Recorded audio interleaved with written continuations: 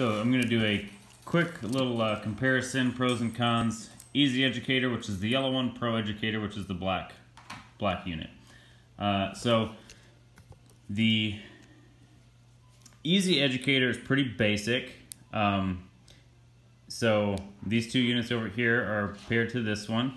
So we've got dog 2, dog 1, and vibrate on both of those. Light, flashlight function.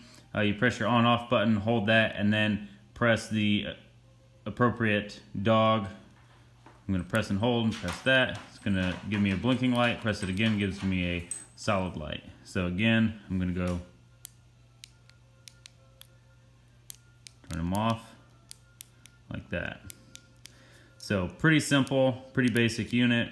This is a 2-dog unit.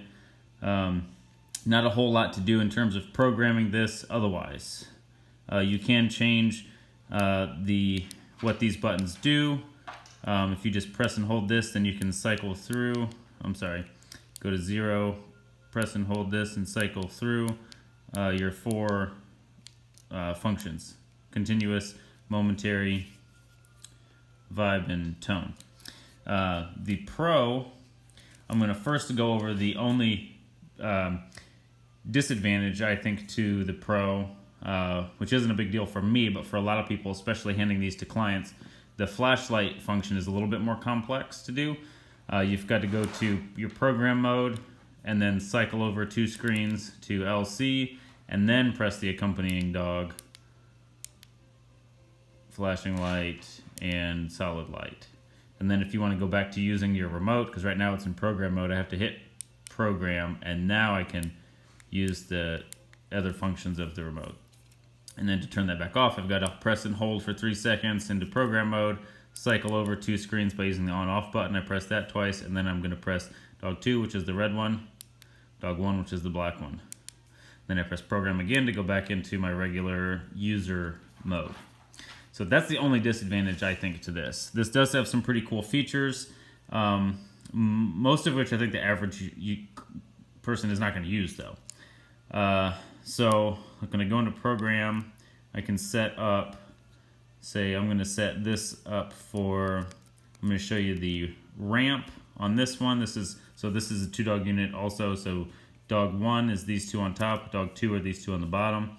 So I'm going to set this one up for I don't remember what they call that, instant or something. And then I'm going to set this up for constant boost to show you something, and this is on constant. So the ramp feature is cool. Whatever level you have this set to, if you're using the ramp, that R button, function rather, then if I've got this set to 40, when I press ramp, it's going to go from 0 to 40 in, I think, 1 second, 1 or 2 seconds. So this is dog 1, this is going to be the black one. So 1001, yeah, so in 1 second, it's going to go from 0 to 40. So depending on what you're doing, what training you're doing, what kind of dog you've got, this could be a really, really cool feature in certain situations. So if I got that set to 70, I'm going to press this again. Again, it's going to take 1 second to go from 0 to 70. 1001, boom. I've got it set to max. 1001, boom. So kind of neat, but not super useful for most people. The I function, you've got to have your dial set to 0. If I press this, cool, that mode is on, and then I can just scroll, and you can see this red collar, that's giving stim constantly, and I'm not pressing any buttons. So as I dial this, it's giving that amount of stim to that collar, and you don't have to press a button. So kind of neat, I guess, in some circumstances, and I'm going to press that again to set that off, so this is back just to regular mode. But I mean, in reality, it's basically the same thing as just pressing and holding your stim button and then dialing. Now this will time out after about 10 seconds, maybe 15 seconds, roughly 10 seconds. If I hold that, you see my light went off on both the remote and the collar. I should have been counting. When it times out, then those lights are going to go off and the stim stops. Bam. So So now I have to press again. So yeah, it's neat. So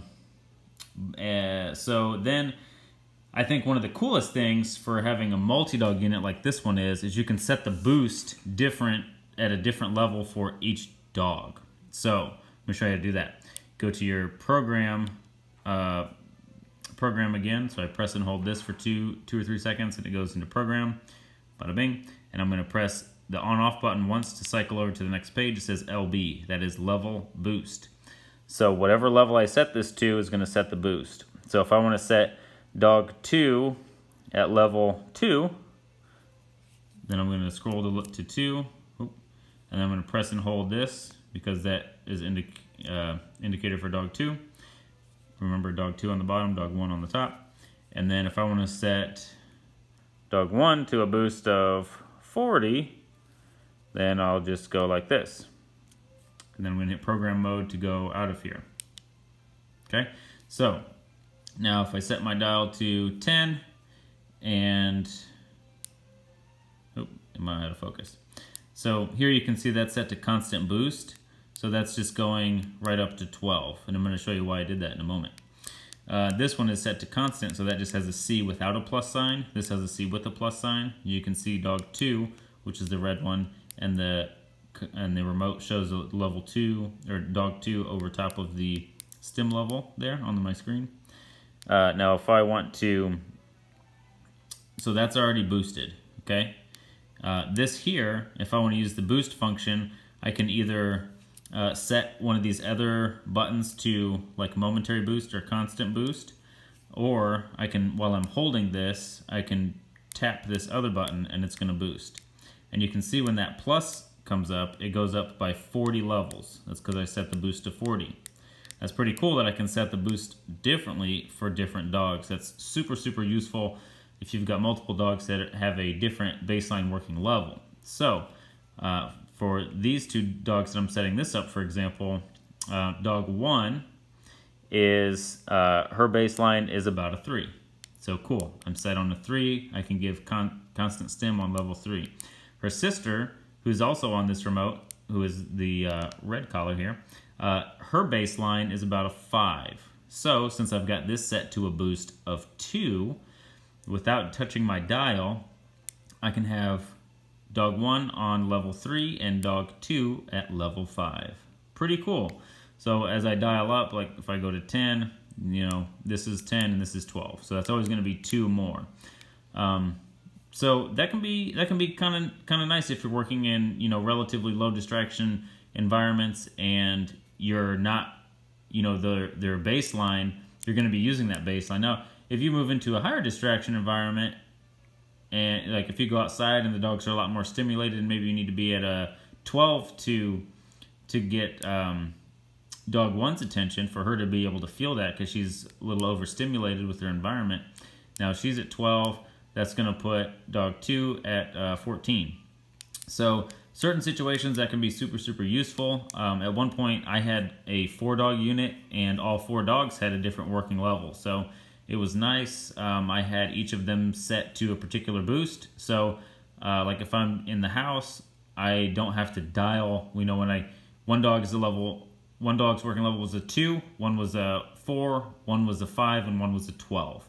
So I could just press the appropriate dog and it was at their baseline working level. And of course I could just dial from there, but I didn't have to dial if I was using dog 1 and their baseline was a 3, and then I went to dog 2 and their baseline was a 12. You know, I wasn't like bouncing around with my dial all the time. So that was pretty cool.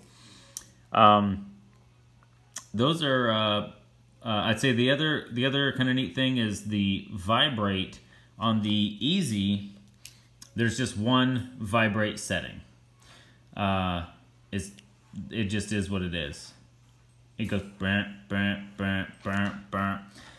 The Pro unit, now I don't know if there's a way to do this directly from the remote. I think you have to hook it up to your computer, but if you download the software on your computer, which is super fast and easy, plug this in, you can do a couple extra things in terms of programming on your computer, which is super easy and fast. You can change it from a 1-dog to a 2-dog to a 3-dog to a 4-dog unit really quickly. You can change all the boost levels really quickly, super simple. So if this is a little bit much for you to go to your program and toggle screens and do all that cool stuff, then putting it onto your computer can be an advantage.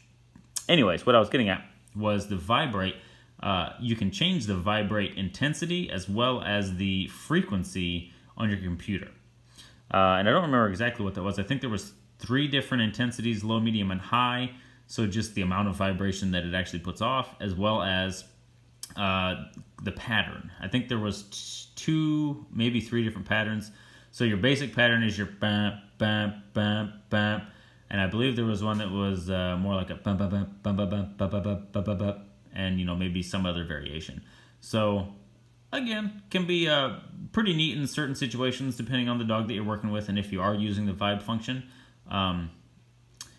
And anyways, I said I was going to keep this short, so that's what I think are the biggest pros and cons from the Pro versus the EZ.